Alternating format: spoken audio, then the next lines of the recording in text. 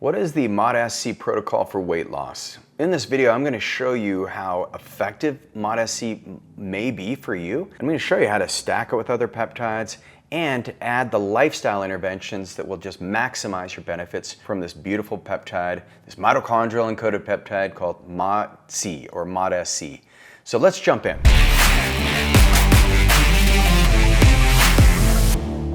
So first of all, what is MOTS-c?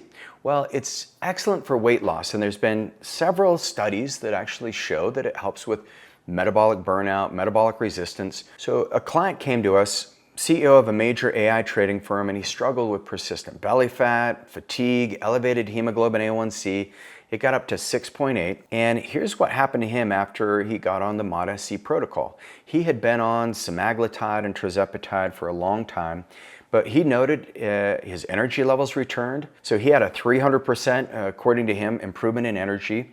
His abdominal fat disappeared. He had to start buying new pants, new belts, which he'd show me the notches on his belt every time I'd see him. His physical fitness rebounded. He was a former college athlete. He played football, he played rugby, and he said, man, I feel like running again. I haven't felt like running in decades. And then in 90 days, when we retested his hemoglobin A1C, it dropped a full percentage point. Now, we had him on using MOTS-c. He was doing 5 milligram subcutaneous injections Monday, Wednesdays, and Fridays. And we also encouraged him to get in the sauna. So one of the things that MOTS-c and exercise induces are what are called heat shock proteins, or HSPs. And these HSPs are dramatically improved when you get in the sauna. So when you're using MOTS-c, the goal is to extend the benefits as long as possible. So when you exercise, you get about a 4 to 5 hour window. When you get in the sauna, you get about a 2 to 3 hour window of increased MOTS-c. And then of course, when you're using MOTS-c subcutaneously, you're going to have a jump relatively about 3 to 4 hours, depending on how active you are. So this is where those exercise snacks in the middle of the day, like you don't want to just exercise in the morning. We call this the 30-30 protocol. 30 minutes in the morning, exercise, 30 minutes at night. And then have little exercise snacks in between your work. The other thing that he noticed is he found that he had better overall his DEXA scan. He had better improvements in his body composition. He did a DEXA scan and then he was doing his in-body. We found in his blood labs it wasn't just his hemoglobin A1C, his insulin fasting improved, his glucose went from 110 down to 84. His blood lipids came down about 22%. His C-reactive protein went from 3 to 1. That's the high sensitivity. And then his homocysteine markers went from 10 down to 6, which was awesome. And then his liver and kidney both improved from ALT, AST, and then his overall estimated GFR in his kidneys improved. Some of the things we had him do, he was in the sauna every day, he exercised a 30-30 every day, and he got out on a lot of walks, so he was averaging about 12,000 steps a day. You can't outdo a sedentary lifestyle, and so he became more active. He started meal prepping, so he'd bring his lunch to work instead of skipping lunch or eating, the snacks around the office, and he felt so much better. He's sleeping better.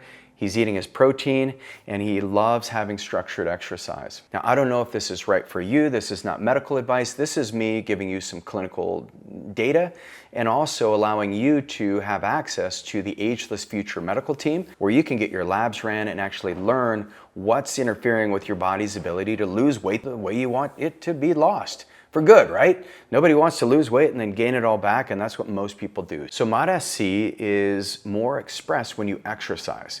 So in one study, they took participants who were exercising and they measured their MOTS-c levels, and what they found is there was a 400 to 500% increase just after 26 minutes on a stationary bike. Boring way to exercise unless you're watching like a Peloton video and then it's a little more lively, but that impact of having MOTS-c expression lasted about 5 to 6 hours. So if you say, well, okay, what is MOTS-c doing? Well, it's activating a secondary energy pathway in your cell called AMPK.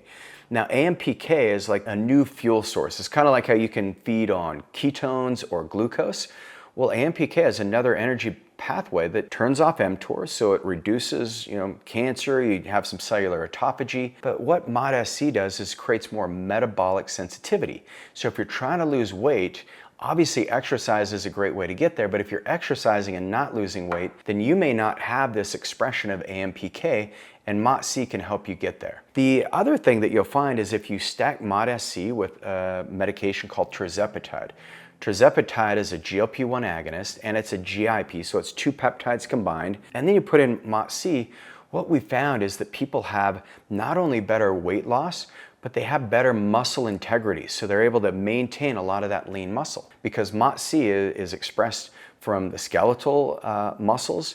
It's expressed in your pancreas, your liver. But the beautiful thing about this, when you stack it with the GLP-1 and then you activate it with exercise, you're going to see even greater benefits of weight loss. A lot of our clients who come to us because they've been on a GLP-1 like Ozempic or Mounjaro for years, and they're like, I'm still not losing weight. They lost 20 pounds. This is the story that we hear time and time again. So if this is you, we can relate. But they lost 20 pounds up front when they first started on the GLP-1, and then everything went flat. And the doctor just kept increasing their dose, and they noticed that they didn't have as much energy, they weren't feeling really good. And so they came in and they said, well, what else can we do? And just by applying MOTS-c, their weights just started dropping again, and they lost that additional 20 pounds. And we're, in our model, you're cycling MOTS-c, but you also want to stack it by working on different pathways. So we call it the peptide pathway bypass, and we actually have a patent on this whole process using blood labs to determine what peptides are going to be best for you. But by using MOTS-c, now you're activating AMPK.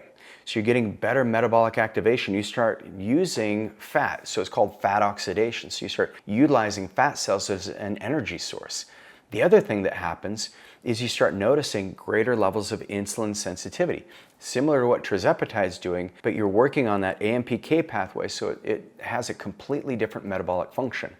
We've also utilized another molecule called 5-amino-1-MQ, and what this does is it also expresses AMPK, similar to the way MOTS-c does, but it turns off the fat storage pathway called NNMT. And this fat storage pathway was discovered in 1950, and it took almost 70 years for them to discover the molecule that could best turn off or inhibit that pathway. And 5-amino-1-MQ helps activate more NAD, which you're going to want a lot of NAD when you're using MOTS-c. We've seen it work really well with a growth hormone peptide called tesamorelin, because tesamorelin helps target the visceral fat, so you can start burning that off. There's another peptide for weight loss called adipotide. And adipotide, it turns off the blood vessels that feed the white fat cells. In the primate model, when they're running it through the trials, what they found is that these apes with belly fat, they were able to reduce their belly fat by 22% using adipotide. So if you're thinking about this whole weight loss model, you would not be on the same stack every single month, but you'd want to be shifting metabolically. You use MOTS-c, ideally use it for about 2 months, and you'll be injecting it 2 or 3 times a week.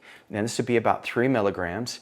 And then you'll be using like a GLP-1, you'll be dosing it at a very small amount, maybe once a week. And then you can throw in like adipotide if you have visceral fat, for a month, and then use tesamorelin for a month, and then you'd go to 5-amino-1-MQ, and then one of my favorite peptides is called SLOOP 332. It works on the PARP receptor, and so it creates another metabolic activator for fat oxidation. So there's so many great things you can do with MOTS-c. The thing you want to be careful with is, just like any other peptide, MOTS-c has not gone through the robust clinical trials similar like tesamorelin or tirzepatide or semaglutide has. But there is enough data where we understand the pathway, and we've seen very effective utilization of it for weight loss, especially if you're stuck on the GLP-1. Talk to your doctor, or what's even better is reach out to the team at Ageless Future. You can go to agelessfuture.com and get your blood labs ran. That's where everything starts. You want to test, not guess, to see if MOTS-c is right for you. And if you love this video and you want to go deeper, I've got a free gift for you. Just click on the link below and you can download a free copy of my book, The Peptide Blueprint, How to Feel, Look, and Perform Your Best at Any Age. I'm Regan Archibald. Appreciate being on the show. I'll see you in the next video.